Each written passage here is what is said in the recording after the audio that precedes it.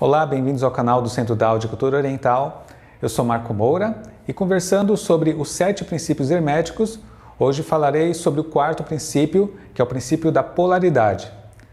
No Kybalion está dito: tudo é duplo, tudo tem polos, tudo tem o seu par oposto. O igual e o desigual são a mesma coisa. Os opostos são idênticos em natureza, mas diferentes em graus. Os extremos se tocam, todas as verdades são meias verdades e todos os paradoxos podem ser reconciliados. Quando as coisas surgem do todo para a manifestação da não existência, do não ser para a existência, para o ser, então as coisas se manifestam com um aspecto duplo. A nossa percepção só consegue distinguir as coisas quando a gente tem uma noção daquilo que é o seu oposto. Então, quando eu percebo o claro, automaticamente existe a concepção do que é escuro. No livro Tao Te Ching, no 2º capítulo, é dito que quando os seres reconhecem o belo como belo, estão criando aquilo que é feio. Quando reconhecem o bom como bom, estão criando aquilo que é ruim.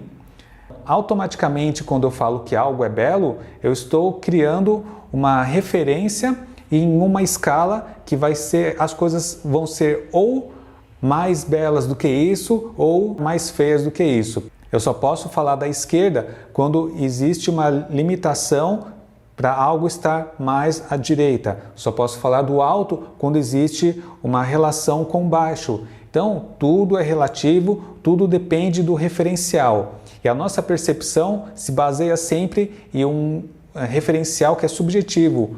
Quando você define algo como claro em contraparte ao escuro, quando é que deixa de ser escuro e vice-versa? Será que essa linha realmente existe, essa divisão, ou depende muito da nossa percepção? O que pode ser bom e ruim para mim, para a pessoa que olha da outra perspectiva, pode ser bom e ruim para ela, contrário. Então, todas as verdades são meias verdades. É uma verdade relativa à minha percepção do momento, enquanto os outros seres vão ter suas próprias percepções.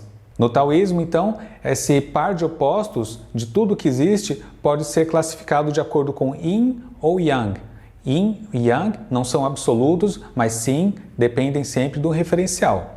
O Yin está relacionado com a passividade, com o não movimento, com o escuro, mais contido, mais fechado, enquanto o Yang é aquilo que é mais expressivo, é o movimento, a atividade, a luz.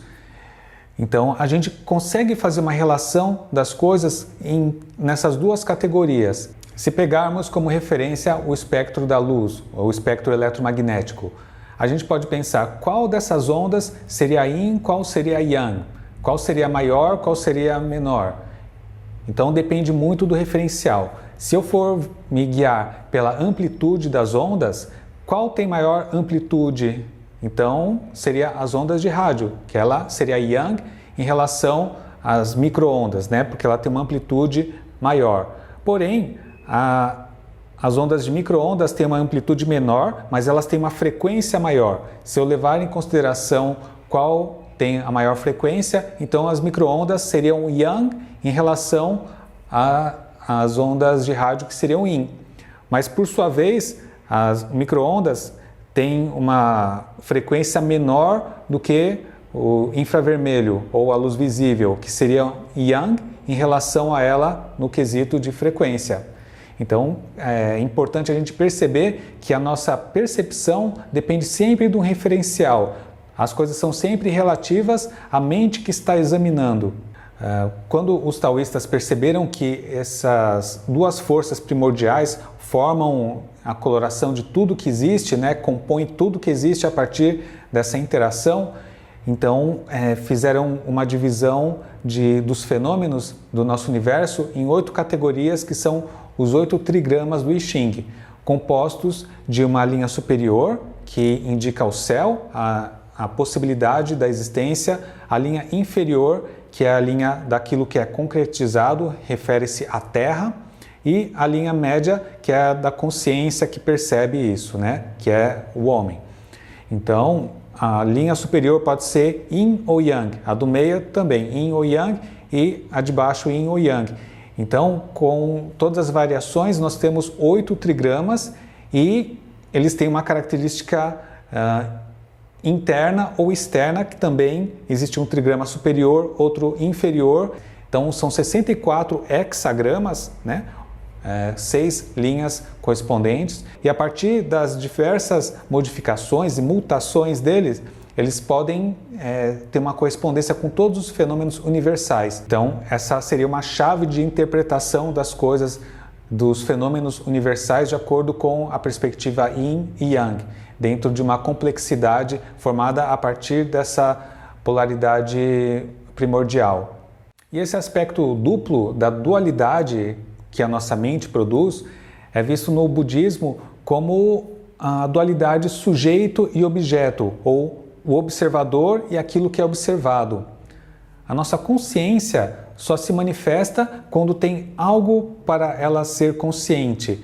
Então, o objeto não existe sem que exista o sujeito, que é o observador. Então, essa é uma característica dupla dos fenômenos. Utilizando como paralelo algumas descobertas da física quântica, poderíamos afirmar que, enquanto a consciência não concebe a realidade como algo perceptível, as coisas existem apenas como possibilidades, como ondas de possibilidades.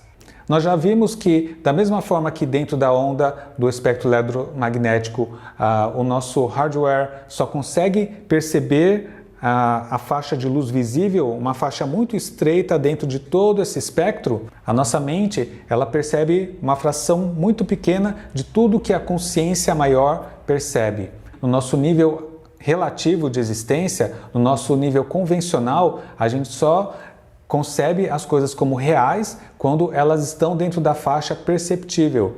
Então, a ciência faz com que essa faixa de percepção seja aumentada. Então, a gente consegue, através do microscópio, ver aquilo que o nosso olho nu não consegue.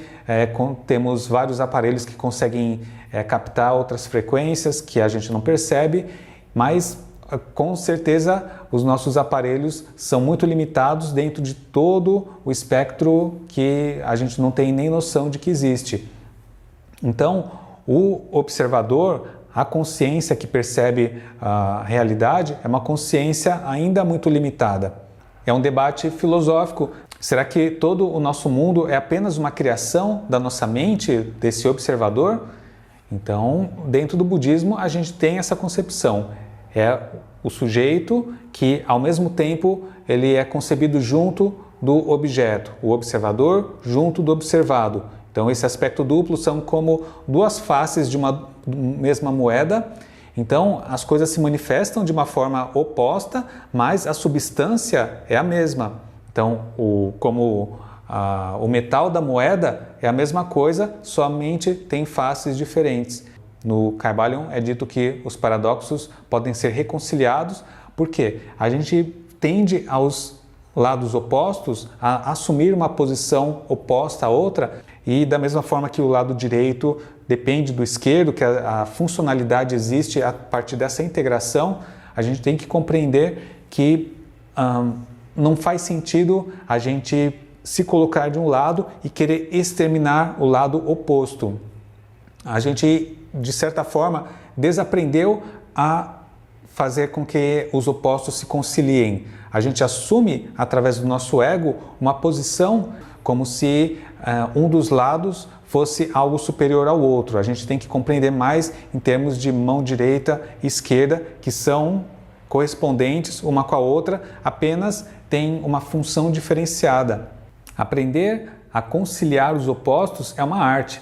Por isso nós temos a arte do Tai Chi Chuan. O Tai Chi Chuan é a arte marcial que utiliza o princípio do Tai Chi, que é o Yin Yang em perfeito equilíbrio um com o outro.